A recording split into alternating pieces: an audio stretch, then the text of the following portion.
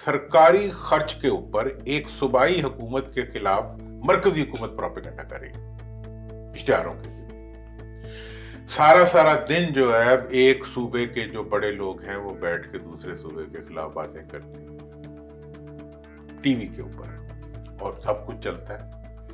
हम अपने मुल्क को खुद नुकसान पहुंचा रहे हैं, जाने क्यों? अपनी हुकूमत को हम खुद कमजोर कर रहे हैं, जाने क्यों? मुझे नहीं पता।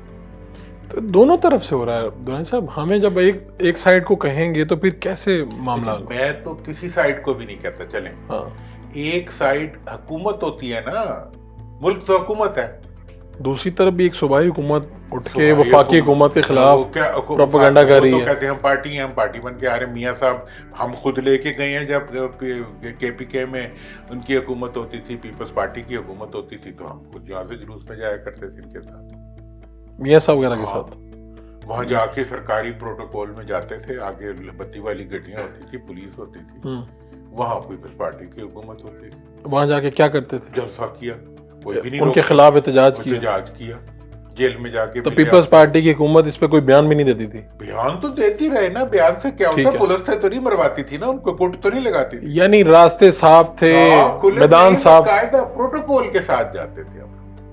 मैं आपको वीडियोस दिखा दूंगा मियाँ साहब के साथ जाते। मियाँ साहब हुकूमती लश्कर के साथ जाते हैं, मिनिस्टर से यहाँ से ये हुकूमती लश्कर के साथ जाते थे, आगे प्रोटोकॉल की गाड़ियां होती थी, उनके खिलाफ वोट ऑफ नो कॉन्फिडेंस करवाने जाते थे। उनको पता था कि ये सब कुछ हमारे खिलाफ करने आ रहे हैं, तो वो आते थे, वहां जाते थे। तो आप कह रहे हैं कि ये अगर पहले चल सकता था तो अब क्यों, तो अब भी चल सकता है? भाई कौन आ गया जी, जुलूस आ रहा है तो वो दहशतगर्द है, वो उधर तक नहीं पहुंचा तो दहशतगर्द है, वहां पहुंच गया तो उसके बाद वो दहशतगर्द हो, मतलब डी चौक नहीं पहुंचा तो वो पुरअमन है, डी चौक पहुंच गया दहशतगर्द है। कि जी उनके पास वो थे, ब्लोअर थे, वो गैस के गोले को उठा के नाक से लगा लें यार, दूर नहीं फेंकेंगे तो गैस को। अब हम जब गैस हमारे ऊपर फेंकते थे, हम उनके ऊपर जब हमने वो बनाए होते थे डोले, उठा के वापस उस पर फेंकते थे, उसकी भी फोटो आ जाती, जिन्होंने ब्लोअर बनाए हुए थे कि गैस को सूंघ नहीं रहे थे, हमारी तरफ फेंक रहे थे। आप कह रहे हैं कि जब हमारे ऊपर फेंकेंगे तो जवाब वापस फेंकेंगे। आज उन्होंने जी ब्राजीलियन फेंकी है, और भाई तुमने जो ब्राजीलियन पैदा की है वहां पे, क्या सबूत है कि वो उनके पास थी? तुम कह रहे हो क्या बच्चों वाली बातें कर रहे हैं? अब इसको क्या इंसान कहे ना करें, अपना मुल्क है, अपने मुल्क को चलाना है। इश्तिहारात सरकारी खर्चे के ऊपर आप दे रहे हैं, हमसाया मुल्क को आप बदनाम कर रहे हैं, एक पूरी पश्तून कौम को जो इस पाकिस्तान की रूह रवां है, उनको आप दहशतगर्द कह रहे हैं। ये तो आपको नहीं लगता ये हुकूमत ने फैसला नहीं किया, ये फैसला कहीं और हो गया है कि अब बस कोई इस तरह का बड़ा एहतजाज नहीं होगा? किसी हुक्मरान को नहीं मानता जिसके मुंह में जूस नहीं हो। उसे चाहिए कि वो पंगूड़ा लगा के ना उसमें सो जाए। भाई वजीर आजम, हुकूमत, वजीर फलाना, वजीर फलाना, जो सारे बैठे हुए हैं, आईनी तौर पे सारा अख्तियार उनके पास।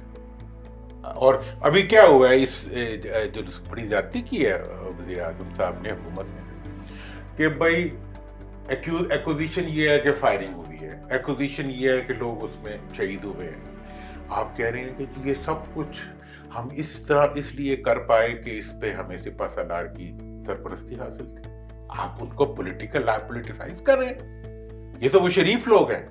नहीं तो उनकी मदद अगर मिली है तो वज़ीर आज़म इतराफ़ कर रहे हैं। अभी तो आप कह रहे मदद खुल के इतराफ़ कर रहे हैं। उनकी मदद जो होती है वो एक इदारा जाती मदद होती है, फर्ज की मदद नहीं होती। जी, इदारा जाती मदद थी। इदारा जाती मदद कहाँ थी? वो ये तो उनका काम ही नहीं है, फायरिंग करना पब्लिक के ऊपर, गैस मारना। वो कह रहे हैं कि काम नहीं है। डी चौक है, गैर मुल्की मेहमान है, अब कोई बंदा रियासत के ऊपर हमलावर होने वाला है। उसको प्रोटेक्ट करना, अगर कहीं उनको प्रोटेक्शन के लिए लगाया जाता है तो उनका काम है, वो करेंगे। आपने ऑर्डर और उन्होंने किया तो आप जिम्मेदार है ना, वो तो नहीं जिम्मेदार। तो आप कह रहे हैं कि हुकूमत वजीर आजम का ये सब कुछ मुमकिन नहीं था अगर हमारे वो सिपहसालार मदद ना करते। ये एक्विजिशन है, आप पॉलिटिसाइज कर रहे हैं सिपहसालार को, आप उनकी मौजूदगी को एक्सप्लॉइट कर रहे हैं। इस पे आपको इतराज है ना? अगर इतराज होता तो ISPR ट्वीट कर देता है कि वजीर आजम साहब के इस बयान से हम वजीर आजम साहब दोबारा दें तो हो जाएगी ट्वीट, एक दफा तो हर कोई बर्दाश्त कर लेते।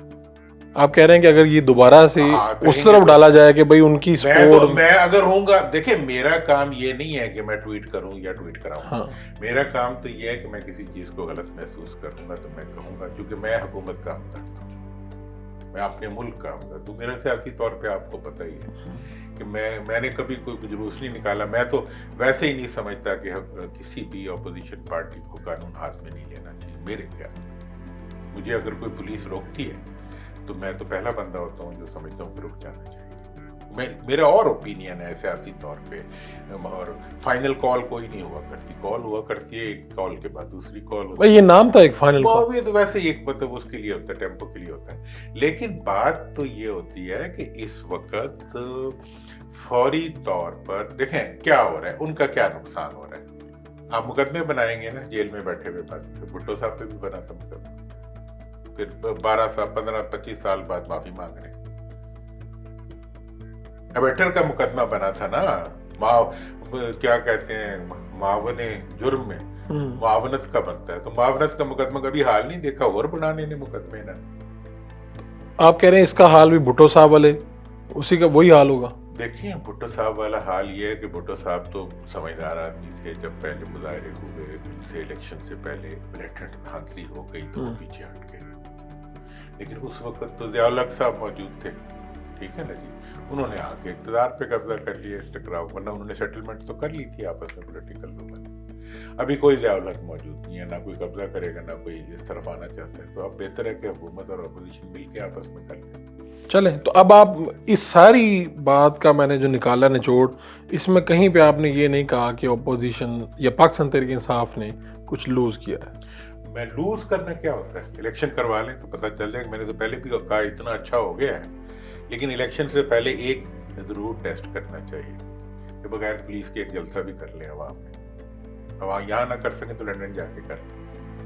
आप मुस्लिम लीग नून से पूछ रहे हैं कि आप हाँ। एक जलसा कर सकते हैं हाँ। पुलिस के बगैर? पुलिस हाँ। की जरूरत क्यों पड़ेगी? कारकुनों की जरूरत पड़ती है इसके लिए। तो कारकुनों के साथ कर लेंगे, हिम्मत करें ना, बाहर फिरे, जरा निकलें बाहर, लंदन जाके सड़कों पे फिरे, अपने फ्लैट में जाके उससे हाथ हिलाए लोगों को। आप यानी आप ये चाहते हैं पाकिस्तान तहरीक इंसाफ के कुछ मनचले कारकुनान निकलें, उन पे कुछ पत्तियां कसें और उसकी वीडियोस बन जाएं? देखिए मैं ये कह रहा हूँ कि ये मनचले कारकुनान जब पाकिस्तान के खिलाफ कोई किसी किस्म की प्रोपेगेंडा करते हैं, ट्वीटें करते हैं, हम लोग उन्हें मना करते हैं, ठीक है ना।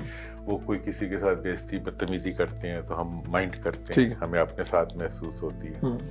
लेकिन हुकूमत को भी तो ये हक नहीं है ना कि जब टीवी मेरे पास है, अख्तियार मेरे पास है, तो मैं हर एक की जो है बेइज्जती करूं। अख्तियार मेरे पास है तो मैं किसी को सांस ना लेने दूं। वो निकल सकता है यहाँ पे सूबे में पूरे में पीटीआई वाला घरों में से उठा के ले जाती है पुलिस। और पार्टी को अगर आप वैसे देखें, एक आप बाहर बैठे हुए हैं, तज़िया बहुत बेहतर अंदाज में कर सकते हैं कि पंजाब से तो लोग निकल ना सके यहाँ से। देखिए पंजाब से तो निकले ही नहीं है, ठीक है ना जी। पंजाब में बल्दियाती इंतखाबात चले कराने, कोई तो कराए ना। देखिए आप पॉपुलर हो गए हैं तो फिर उसकी कोई मैनिफेस्टेशन करें। हुकूमत का जो डिस्टॉर्शन है या हुकूमत की जो सख्ती है इस वक्त अवाम के ऊपर, और जो ऑपोजिशन के अंदर ऑपोजिशन की जो पॉपुलैरिटी है वो जेल में रखने से दिन ब दिन बढ़ रही मेरे। और मैं नहीं समझता कि इतना इम्बैलेंस हो जाना चाहिए पॉपुलैरिटी का। जितने दिन ये जेल में रख रहे हैं उतने वो पॉपुलर। इमरान खान साहब को क्या प्रॉब्लम, उन्हें कोई प्रॉब्लम, वो जितने दिन अंदर है ना कोई मुकदमा उन पे बन सकता है, ना उनको कोई सजा दे। वो जितने 100 कहते हैं उतने 7100 मुकदमे बना लिए, 101 हो गया तो 100 व्हाट। दूसरी बात यह है कि मजलूमियत उनके पास है, वर्कर नहीं ना, वर्कर अंदर भी हो जाए, वोटर तो उनका कहीं नहीं जा रहा, उनके साथ है। तो फिर हुकूमत क्या कर रही है, हमारे लिए मुश्किल बना रही है कि एक साइड पे हो जाएगा सारी पब्लिक, तो फायदा दो पार्टियां हो, बैलेंस रहता है। नहीं, इस सारी सूरत हाल में इमरान खान जब बाहर निकलेंगे तो आप कह रहे हैं कि सिर्फ वन साइडेड फिर मुकाबला होगा? जब इलेक्शन होंगे, बाहर निकलने से तो कुछ नहीं होगा। जब इलेक्शन होंगे और आप जितनी देर अंदर रखेंगे उतना उनका फायदा हो रहा है।